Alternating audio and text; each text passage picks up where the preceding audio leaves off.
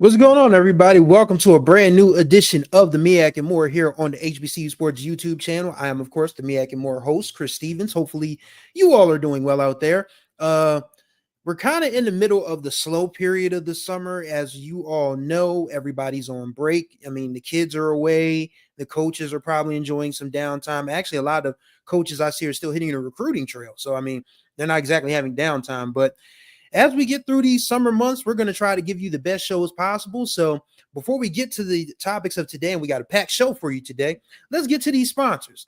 This edition of the MEAC More is sponsored by HBCU Sports 101, a guide to understanding Black college athletics by our boss man, Ken Rashad. You can still pre-order the original the release date, is next Friday, July 18th. You can pick up a ebook copy for $9.99. You can get a print copy for $24.99, and you can do so through his website, which you can see on the screen, and I'll put the link in the chat as well for you lovely people at kenrashad.com. So be sure to grab his book. You know, it's talking, I mean, like I said, I've had a chance to preview it. It's pretty good. It's talking about everything important to HBCU sports and HBCU culture as a whole. So be sure to check that out. And our other sponsors, well, they're my stuff. The Chris 2 Cents YouTube channel is my official YouTube channel where I talk about all things related to my writing career, which is journalism, creative writing, and self-help stuff. I'm really big on, you know, talking about improving my life and hopefully helping people improve theirs as well. You can subscribe to that particular YouTube channel, and you'll be glad you did. And also my music podcast, which is growing by leaps and bounds on the Groove Line. You guys can go and subscribe there as well. And be sure to get my reviews of music from the past and present. And I'm working on getting some musical guests to join me, and also other guests, you know, regular old folks to talk music with me. So those are our you know, sponsors for today. And as I said, we got a packed show for y'all. Thank you, Zeno Goku Black. Greatly appreciate you. Everything is everything. We growing leaps and bounds around here. We got a lot going on. So be sure to subscribe. Oh yeah, I got a special interview coming up either tomorrow or Thursday. It's not going to be a MEAC More, but trust me, you're going to love this interview. I had a great chance to talk with this person about a very important event coming up. I don't want to give too much away because I want it to be a surprise for you guys, but be sure to subscribe to the HBCU Sports YouTube channel. You'll want to know when this interview drops. Trust me. Okay, so today we got a packed show, as I mentioned, and want to talk about this off the rip.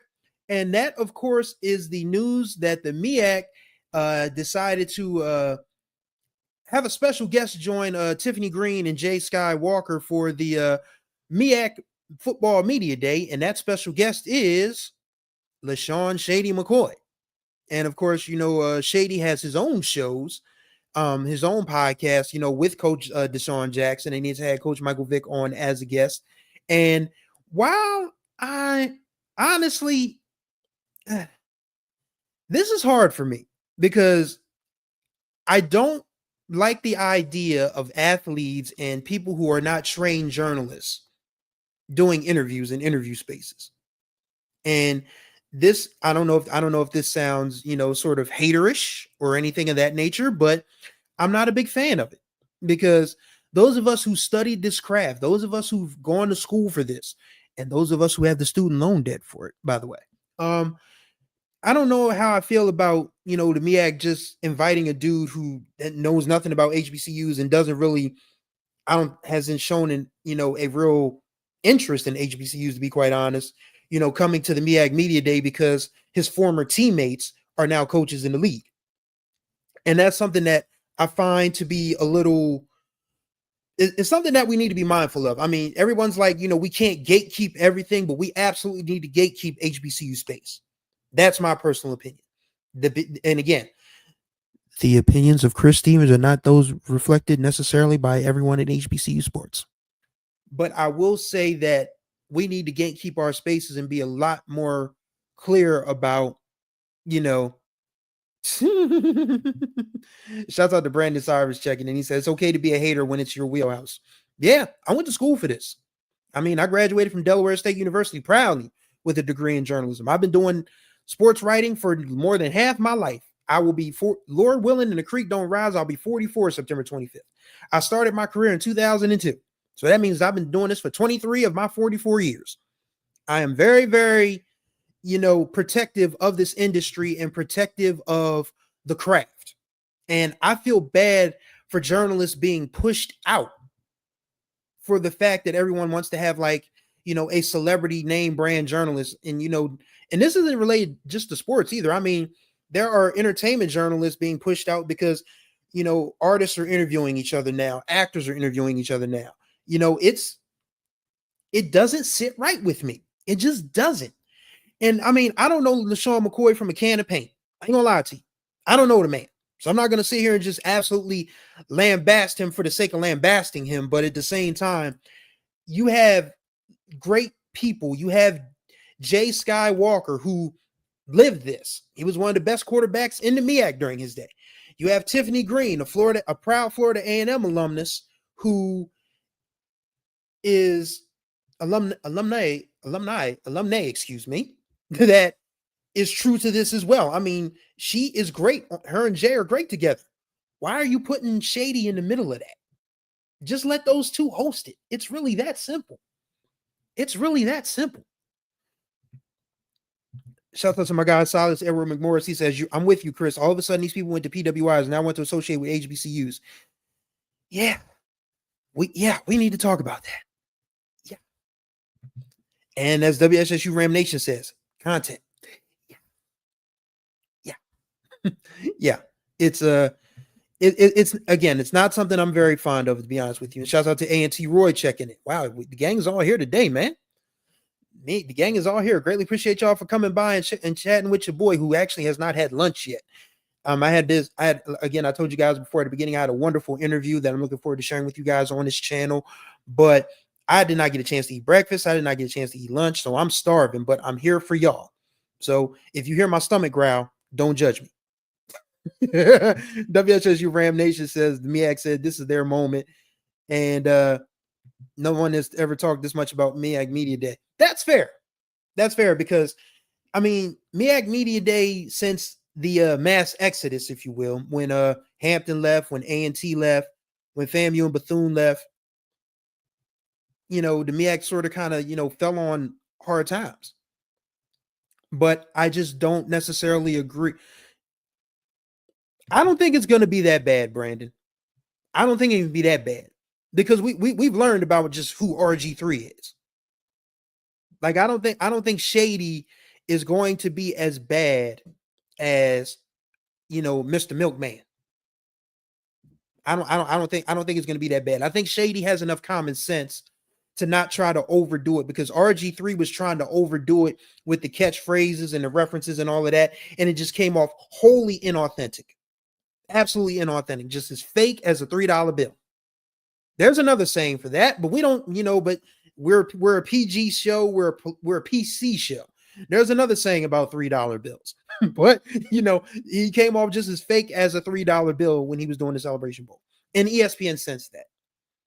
That's why he was only there like 1 year, and that's why he ended up getting fired for having a moment with a croissant over in France. That might be one of the grossest pictures I've ever seen from a grown man in my entire life.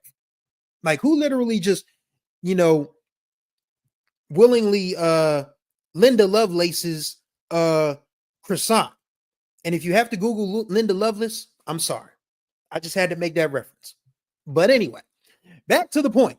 I don't necessarily feel, I don't agree with, farming out celebrity hires, farming out these sort of things to celebrity hires when HBCUs are struggling in the space that we just really need to keep ourselves together and keep and insulate ourselves and form a community. And DSU and Norfolk State have given the MEAC a shot in the arm. We'll see how that goes, because there's still the games still have to be played, and this is important. Everyone's excited about Coach Jack and Coach Vic, and I get it. These are two major, major, major, major, major, major, major, major, major, major, major, major individuals, coming into the HBCU space. But let's remember, Norfolk State has not won a MEAC title officially or unofficially since 2011. Delaware State has not had a winning season in football since 2012. So there still has to be some improvement on the field. Make no mistake about it. What good is having celebrity coaches if the celebrity coaches ain't winning? That's the one thing I can say about Prime, is that Jackson State did not, suffer any fall off when he came on board. I mean, that's the one thing I'll give him credit for. Jackson State won while he was there, but you got to win. You have to win. And Delaware State is hungry for a winner. Now, as I've said before, how much effort are we going to put into giving Coach Jack everything he needs to win? That's the $64,000 question. But, you get Mike Vick, you get Deshaun Jackson. Yes, you're going to get people that are newly interested in HBCUs, but we still need to be mindful of the people we let in our space, because there are people who either didn't go to HBCUs or went to HBCUs and don't respect and didn't have respect for the culture, then want to come back and say, okay, let me tell y'all how to do things in the HBCU space. That's not the way. That's not how this works. That's not how any of this works. And I really hope that people start to see that who you are and what you represent and how you feel about it is just as important as what you're representing. Because there are people who can start an HBCU podcast, out of clear blue sky and say, all right, this is what we're going to do. This is what HBCUs need to do. Or just have every show is like, oh, HBCUs, my people, negative. And it's like, why are you here then? Why are you here? Like, I just can't vibe with people who want to, talk down on HBCUs and what we do, but still want the access to everything in the space. Nah, you can stay your tail over there. Those of us who have struggled and hustled and grinded through this process and love HBCUs, like anything we do from a critical standpoint for HBCUs here at HBCU Sports is love.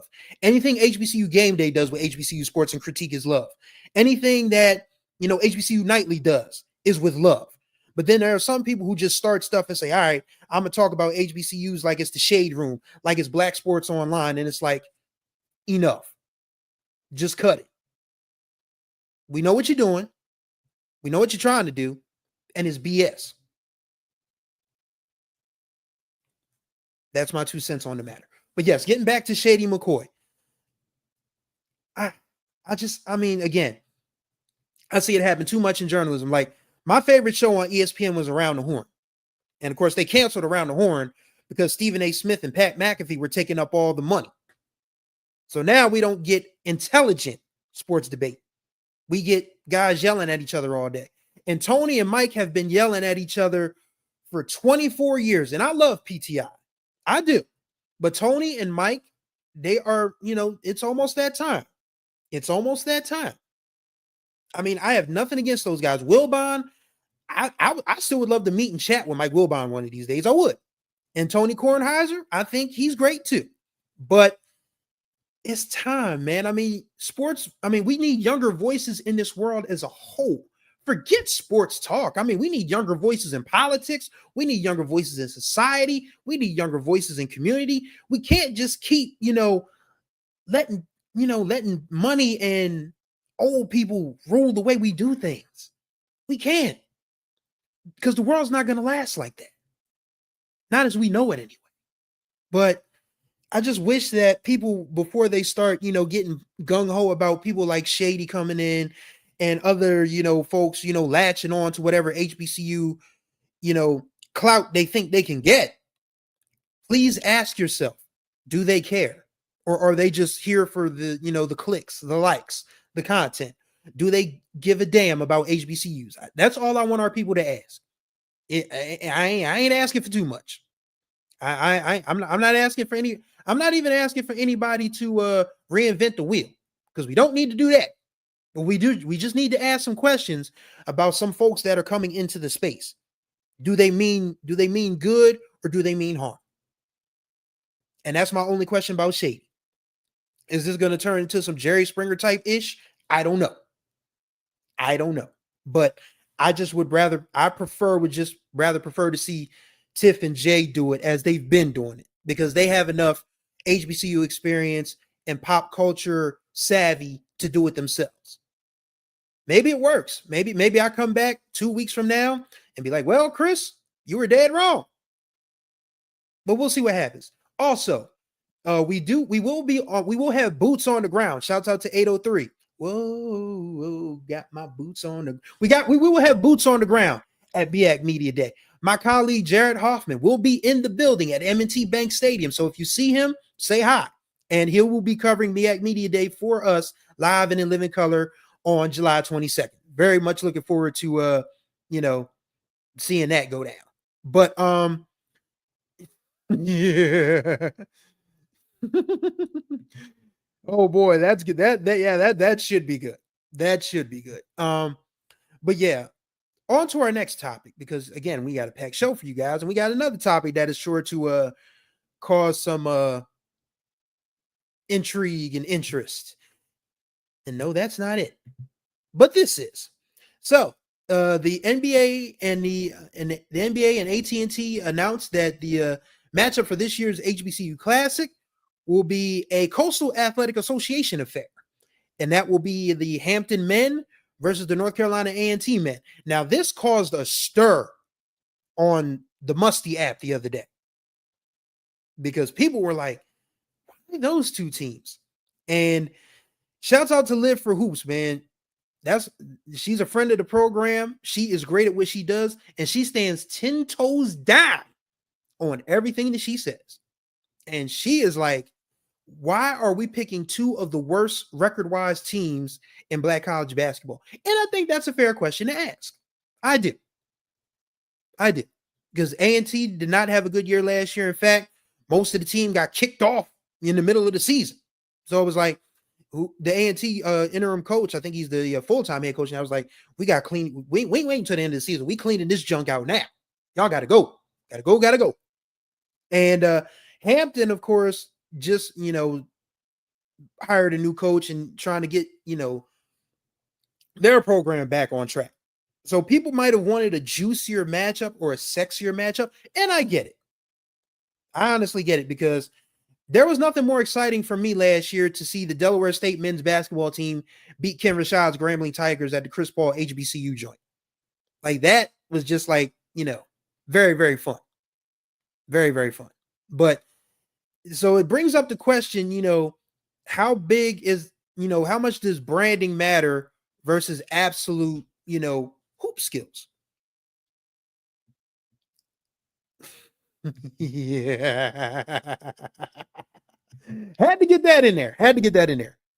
And yeah, A&T has had a bad millennium in men's basketball, because once upon a time when I was in school, many, many years ago, A&T had a really good basketball program. Back when I was in school many, many years ago, A&T had a good football program. So, I mean, it's hard. It is hard. Shouts out to Stutter and Noob checking in. These are name brand colleges. That equals eyes, and eyes equal money. That's fair. That is fair. And A&T and Hampton are two of the biggest names in HBCU, HBCU culture. Like, when you think of HBCUs, A&T's on the short list. Hampton's on the short list. Howard is on the short list. Grambling is on the short list. Spelman, Clark Atlanta, FAMU, Tennessee State. Shucks, who else am I saying? Central, Norfolk State, Winston-Salem State. I mean, it's a short list of people who closely identify certain schools with the term HBCU. And Hampton and A&T are in that group. So while it's probably frustrating for people that wanted to see a sexier matchup, but I think you can't go wrong with the names that people are going to know. Like I'm a wrestling fan, as you guys have probably figured out by now. You're not gonna have your mid card people in main event stuff. You need your name brand stuff. You need your name brand people. Like you're gonna see John Cena main event every WWE pay per view until his retirement tour ends in December. Why? Because it's John Cena. He's probably gonna go up against guys that are name brand, like Cody Rhodes, CM Punk, Randy Orton, Roman Reigns. Once Roman Reigns comes back, shouts out to Roman Reigns. He and his wife just had their 6th baby. Slow down, Roman. But yes, you WWE, you need your name brand stars to carry your events to make you money. And while A&T and Hampton aren't as good as they used to be, they're still John Cena, they're still Roman Reigns, they're still Cody Rhodes, they're still CM Punk, they're still Seth freaking Rollins. They matter. They absolutely matter. And it's frustrating. I mean, yeah, you probably wanted to see, Alabama State. Shouts out to Ezra Kelly for bringing that up, because I mean that was one of the best moments in college sports. That was the best moments, one of the best moments in sports, period, from this year so far. Was the Hail Mary to beat that Hail Mary's upset St. Francis so bad they moved down to Division III. So shouts out to Alabama State. But yeah, you're gonna have to be honest about what we need to do to make sure our schools get seen and our schools get recognized. And you can't, honestly, it would have been nice to see Alabama State versus Norfolk State, maybe, a match of a MEAC and SWAC champs. It would have been nice to see maybe even Howard versus FAMU on the basketball court. But the fact of the matter is, everybody know A&T, everybody know Hampton. And it's going to be a way to, get our schools the pub that they so richly deserve. Shouts out to Champ D checking in. Folks are going to stay mad and Aggies don't care. And ODB says, were people upset when Howard played Morgan in the inaugural Classic? And Brandon Cyrus mentions when Grambling and Southern played in 2023, Grambling went 12-19 the season before. Never a shout out to the school in Montgomery. What's that? Hold on. I shout. Oh yeah, that's right. Starter Noops is an A&M alum, so I can't really shout out Alabama State that often, but I get it. WSSU Ram Nation says most people are ignorant about the history of this game. Maybe they are, but I think it just bothers people that we have 107 HBCUs and people can probably, and the general public can probably maybe name 2 if you give them 5 guesses. I think that's what's frustrating, because our schools are so rich in history, and that people only identify a select few. But that's why probably A&T and Hampton need to carry this game, because the more people understand that, wow, these HBCUs are important, these HBCUs are vital, the more allies we have in the fight against Orange Julius. And I mentioned wrestling. I mean, the dude who used to run WWE, his wife is the Secretary of Education in this country. That's terrifying. Lady took a tombstone from Kane. She ain't playing with a full deck. And that's not good for education in this country. But that's why we need to, have, these sort of events like the HBCU Classic, like the Chris Paul Invitational and different things of that nature, to be able to let folks know that, hey, HBCUs are vital. HBCUs are important. HBCUs matter. HBCUs need to survive, and they need your help to survive. So I'm not gonna, totally just slag the matchup, but I do understand why people are upset. But I also understand that branding matters, and expectation matters, and reputation matters. Everybody, again, if you know Hampton, if you know HBCUs, A&T if you know HBCUs. So Brandon versus Ballin, man, that's what this is all about, and who knows, Hampton and A&T can improve and put on a really good game. It wouldn't surprise me if they did, but we can't just.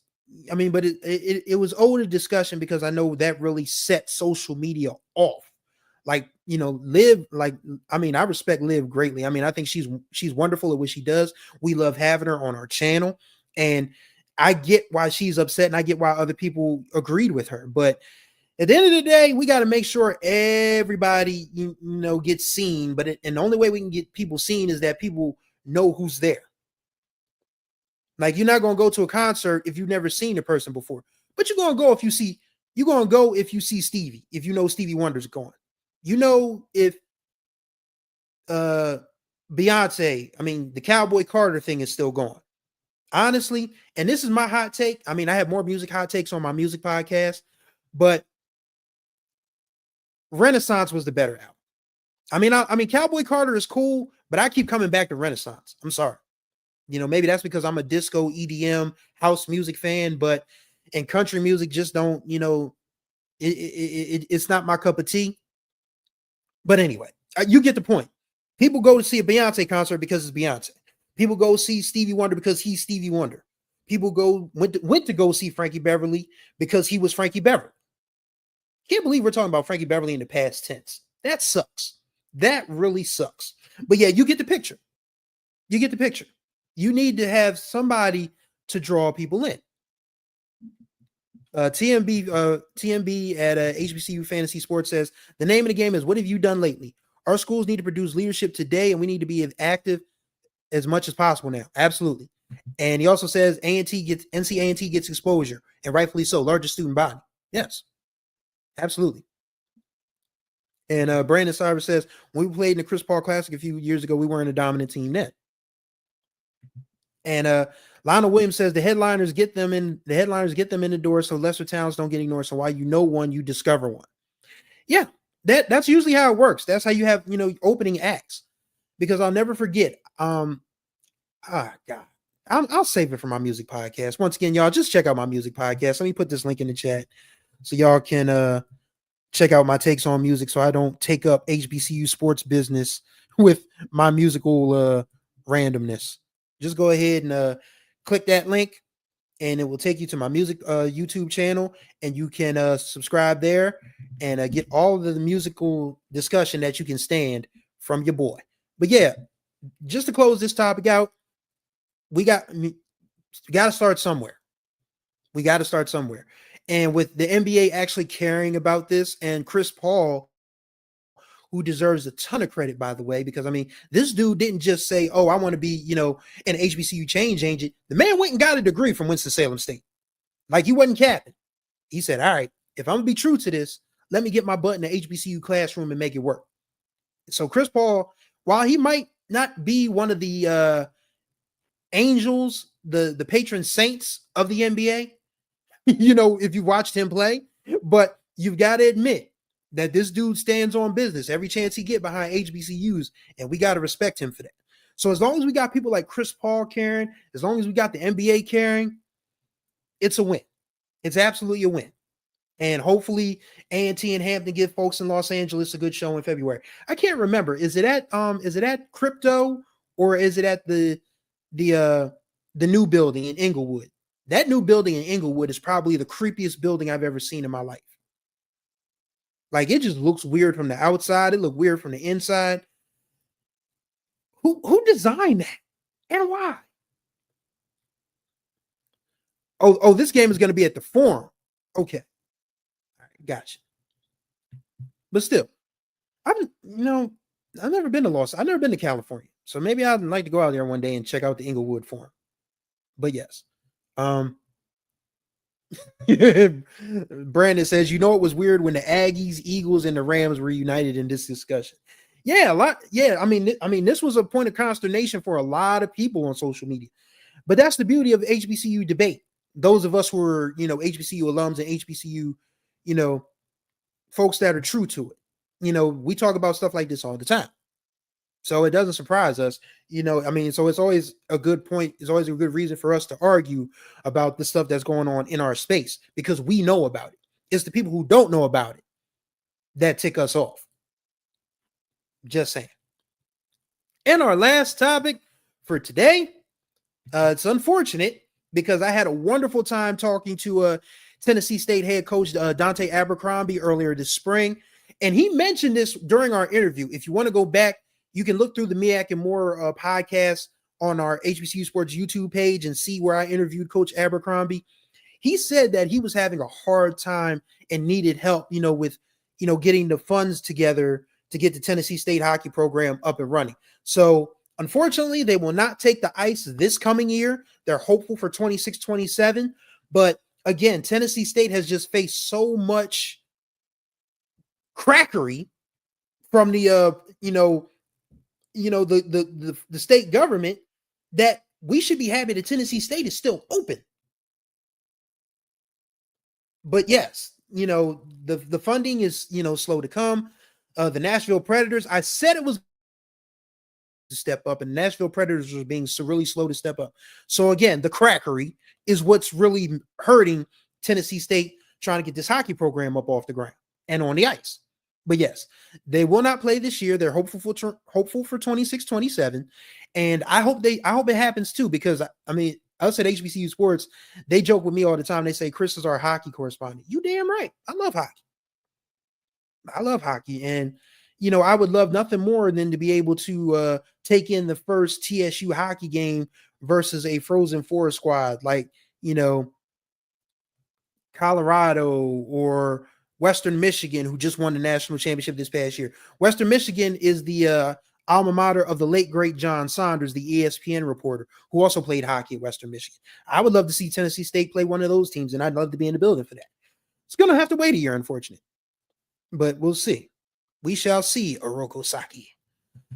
Yes, Ezra Kelly, billions actually. And Tennessee, the state of Tennessee actually gave them $96 million recently for operating capital, but that's not nearly anywhere near the amount that the state actually owes them. So, I mean, it's a start, but it's not what Tennessee State is truly owed. And that's what's hurting them right now. The Predators committed some stuff, Michael Road Dog Reed, but I'm not sure that it's been to what Tennessee State has needed thus far. I mean, I could be wrong about that.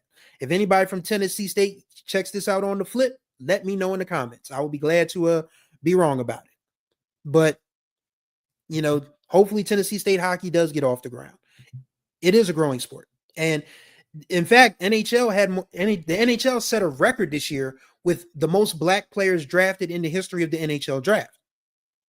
So we got more of us playing hockey. It just needs to, develop a lot more. Brandon's a lifelong Caps fan. Watching Ovi walk down Wayne Gretzky was absolutely fun this year. Like, those of us, real quick, I just want to talk hockey really, really quickly. Those of us who watched this game for a long time thought that Wayne Gretzky's 894 goals would never be touched. It was like Babe Ruth's 714. That ended up being passed. It was like Kareem Abdul-Jabbar's, actually Hank Aaron's 755. Barry Bonds got that. And yes, Barry Bonds deserves to be in the Baseball Hall of Fame. We didn't think anyone would pass Kareem on the NBA scoring list. Bron did. But 894 goals in hockey is exceedingly hard because hockey is a sport where you get knocked on your butt all the time. Easily. And Ovi just walked the great one down. And the great one, to his credit, was really classy about it because Gretzky held that record for 31 years. And Ovi just stayed consistent and got to him. And he'll probably be the only NHL player with 900 goals because he's probably going to play next year. So he'll probably get to like 920, 925-ish, 930, somewhere in that neighborhood. And then he walks away. And then it's going to be up to somebody else to try to catch him. And I don't think anybody will in this lifetime. But, hockey is a sport that, it is ODB. It really is because when I was a sports reporter in Maryland earlier this century, I covered high school hockey, and even the high school game was exciting in person. Like, the kids weren't, body checking each other, slashing, and they certainly weren't fighting, but they were moving up and down that ice with the quickness. Like, it was like, just watching, going back and forth, like, whoa. And, oh, you related to Donald Brashear? Oh, that dude was a menace. Donald Brashear has one of my favorite hockey fights of all time. He's mic'd up. He says, on the opening face-off, He says to the dude he's facing off with, because he was a left winger. He was up against the other team's left wing. He said, "You want to go?" So as soon as the puck drops, they drop the gloves, and Brashear just starts. Man, Donald Brashear was a menace, boy. Whew. Oh, come on, Mike. I could give y'all my entire spiel about how baseball benefited from the steroid era and then turned its back on it when they got the moral limber tail. But it is what it is. Ezra Kelly says, "Do you know what holds up that kind of money from being paid out?" Racism, really. Because if you think if Tennessee Knoxville would have been owed $96 million, we'd still be talking about it. That money would have been paid out before any of us either got the news about it. It wouldn't even been news, matter of fact. We wouldn't have had to talk about it because it would have already been paid out. So, I mean, that's really what it is. I mean, anybody can give you any spiel about bureaucratic red tape and all of that, but the red tape is the red neck. It's really that simple to me. But yeah, hopefully Tennessee State, gets what it is owed and can survive and thrive. And we get the hockey, we get, a redone Hale Stadium, that type of thing. I mean, Hale Stadium is older than most of us, and all of us, in fact. Matter of fact, Hale Stadium is probably older than most of our grandparents, if I'm not mistaken. But I would love for Tennessee State to have the funds to just absolutely raise Hale Stadium and put something else over top of it, or build it, or build it from the inside out, that type of thing. And we get them on the ice for some hockey. But right now, Tennessee State, man, Auntie Roy, you got a bloodline, brother. You have got a bloodline. Salute. Carl Brashear, Navy diver, played by Cuba Gooding Jr. Men of honor, is my great uncle. Man, you got a bloodline. You have got a bloodline. Something to be proud of. Yeah. But yeah, Tennessee State it's par for the course. It's par for the course. HBCUs get underfunded. They get overwhelmed. They get disrespected. They get bullied into changing programs. And we need to be louder about this, especially now. Especially now. Because when you look at who's in charge, this is the same dude who literally just said, "Oh, there's no Epstein files," knowing good and damn well he's in the Epstein files. So if he's gonna lie about that, they're gonna lie about the future of HBCUs. So we have to be our eyes, as the great Micah Sierra Cat Williams said, "Where was your antennas?" Our antennas need to be open at all times. Make no mistake about it. Our eyes and ears need to be to the ground, in the sky, to the left, to the right. We even need to, Beetlejuice it, turn our necks around. Make sure, that we are very mindful of what these folks in office, federally and locally, are willing to do to destroy HBCUs and Black people in this country. Tennessee State is just a microcosm of how these folks are just trying to just pound Black people into submission.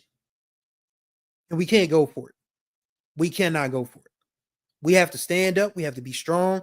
We have to unite. We can't insulate ourselves. We can't separate ourselves. We can't get caught up on, people. I mean, we Black people, our community, and this is a hot take for me. Like, y'all can get mad. People can get mad about it. People can, talk about it in the comments. I don't care. We have a real problem with conservative thinking in our community. Like, we are susceptible to homophobia. We are definitely susceptible to misogyny, and we are definitely susceptible to, looking down our noses at poorer people, knowing good and damn well that we all broke. We are the 99%. I don't care what anybody tells you. I don't care what kind of car you drive. I don't care what kind of house you're living in right now. We are the 99%. And the 1% is just hell bent on destroying the 99%. So Black people, you need to stop worrying about who's gay and who's not. You need to stop worrying about, what that girl was wearing. You need to stop worrying about, all the stuff that, we need to care about these people, but we all need to come together as Black people and realize that white people just absolutely, their only mission in life is to destroy us. And HBCUs are definitely a part of that. And HBCUs are a part of our culture that need to be saved, preserved, and cared for. Shouts out to Lionel Williams, as evidenced by passing of the big beautiful bill. You know what's so funny about that? When Biden wanted to call the joint Build Back Better, the media made fun of that. Now they call this the big beautiful bill, and it's like it's funny to them. Oh, Trump! Oh, that wacky Trump! The big beautiful bill, isn't he hilarious? But when Biden tried to call it Build Back Better, it's like, oh wow, has Joe really lost his mind here? What does the Build Back Better mean? What does the big beautiful bill mean? This is what I'm talking about, and this is why I talk about journalism all the time, man. Journalism as we knew it, as a fair and balanced, the fourth estate, dead and buried. Actually cremated, to be honest with you.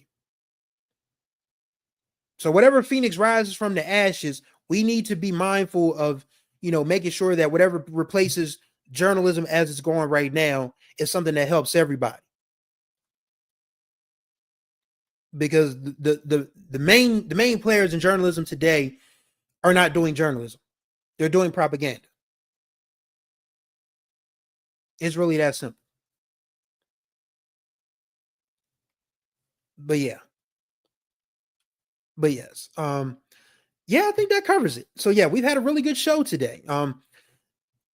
Thank you guys for watching, and let me get Lionel's comment off the screen. Don't want to be disrespectful and get myself on the screen here, because we at the end of the line on the MEAC More today.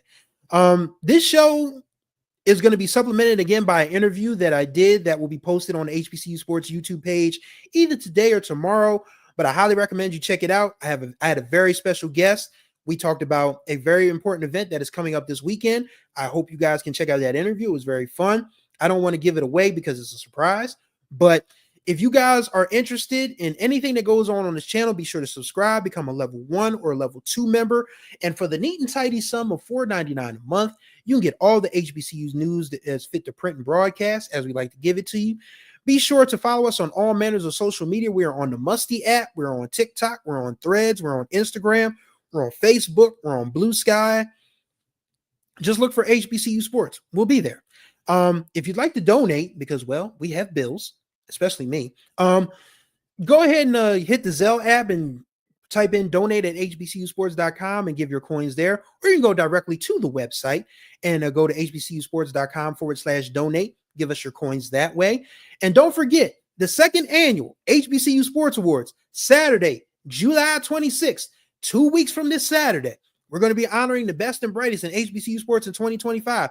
Our nomination show is actually this Saturday. So again, you'll want to subscribe to the YouTube channel to be sure that you're in the know for all the great stuff that's going on with our award show and everything we cover here at HBCU Sports. So thank you guys for watching the MEAC More with your boy Chris Stevens. Greatly appreciate y'all as always. Until the next time we speak, y'all be good or be good at it. We gone.